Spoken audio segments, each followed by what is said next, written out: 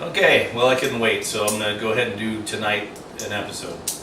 The thing we're going to talk to you about tonight is the significance of Cain and Abel, and Adam and Eve, and what that can show us today is a picture of belief versus religion, or whatever you want to call it. But anyway, let's start with Adam and Eve. Well, before the fall, right before the fall, it says Adam and Eve, they were naked in each other's presence and they were unashamed, which is the pinnacle of God's creation up until that point. So where the man and woman were in fellowship. Okay, so not only were they in fellowship with themselves, with each other, they were also in fellowship with God at this point.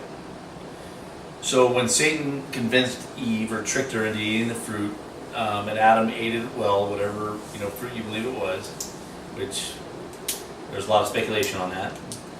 But anyway, it says both of them, their eyes were opened. They both sewed for themselves aprons out of fig leaves, and they hid behind the trees. And then whenever God came in the garden, they blamed each other. The man blamed the woman blamed Satan. Anyway, this whole big ordeal goes along. Well, then God covers them with animal skins, and there's a big, nobody knows about this. The very first thing that God covered with animal skins, well, Adam and Eve were scheduled and slated to die. So we have the very first substitutional sacrifice of atonement, which was they had to watch this animal be killed instead of them, and then they had to wear the skins. So, back then, I'm sure they loved those animals very much, and to watch one of them be murdered, the very first murder that was ever done in the history of man was done by God. And this murder was for the sacrifice to make atonement for a substitutional atonement for these two people that should have been condemned. Well, we fast forward up to Cain and Abel. And so I hear all these stories about what people think, why God rejected Cain's sacrifice and blah, blah, blah, which are all pretty much ludicrous. The reason being is that his sacrifice corresponded unto Adam and Eve's aprons of fig skins, or fig leaf skins. So, anyway, what they were basically doing was they covered themselves, and Cain was making the same kind of sacrifice. Well, God couldn't have respect for that sacrifice because that sacrifice kind of rejected the animal skin sacrifice that God had made. So then now it becomes clear as to why the significance that Abel was the keeper of the sheep. So, there's several things about Abel versus Cain here. Cain was basically saying that God's sacrifice wasn't enough, nor was it right, that he had a better idea. So he's using his own imagination, making up his own type of sacrifice, and trying to please God with that. And God had already shown what would please him. So Cain, even though he tried to please God, and he was upset that he didn't please God, was in open rebellion against God. And he didn't even perceive it, which we should fast forward that to the time of the Pharisees. And to anyone that's religious now, as a matter of fact. So Abel, though, his sacrifice still speaks because he acknowledged God's sacrifice. He offered the same thing. It was a substitutional atonement sacrifice, which was pointing always to the Messiah. So we have the very first full prophecy of the Christ right there in Genesis 3.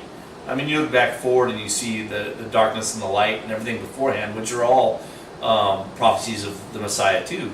But this is the first full-blown substitutional atonement that we see in the scriptures, which brought about reconciliation with Adam and Eve.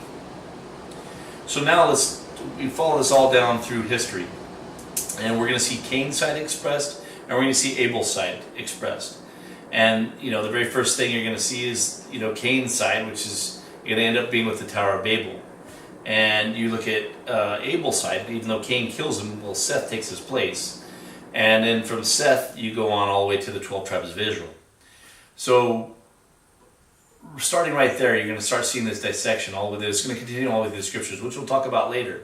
But it clearly shows what the abomination before God is, and it's going to be hypocrisy, or pretending, or being something you're not in order to look righteous, or to cover yourself, or whatever you want to call it these days. But all your righteous works are as filthy rags before God. He doesn't need them. So what he does want is obedience to the sacrifice that's already been taking place. And what does it mean to be obedient to that sacrifice? If that sacrifice was enough, what do you have left to add to it? Not a whole lot. Which is 0, by the way. And if that's the case, and there's nothing that you can add unto that sacrifice, what's left for you to do? Nothing. That's right, you heard it here, folks. There is nothing that you can do for God. There is nothing He needs from you. There is nothing that you can add or take away from God from what He's given you. There's nothing left. So, now how does that translate? Well, imagine doing works from the position of not having to do any works. Imagine doing works from gratefulness, knowing that you can't earn, lose, you can't gain, you can't be taken away. You can't gain or lose anything that God has given you. It's already been given and done, and He's taken His hands away. So now everything you're doing is from the position of gratefulness for what He's already accomplished. And that is walking in the Spirit, the works of the Spirit. The works of the flesh are going to be as though you're still trying to earn what God has already done for you. You're still trying to think that you can gain something. You're still trying to think that you can do something better than other people that is going to give you more grace before God. You might not be able to acknowledge it consciously, but your subconscious glaringly shows it, and with your works. So, anyway, that's just one little small topic, just to wet your whistle. I would love to get into it deeper with anyone that wants to get together. I will see you next time. And this is Josh Packard out. God bless you.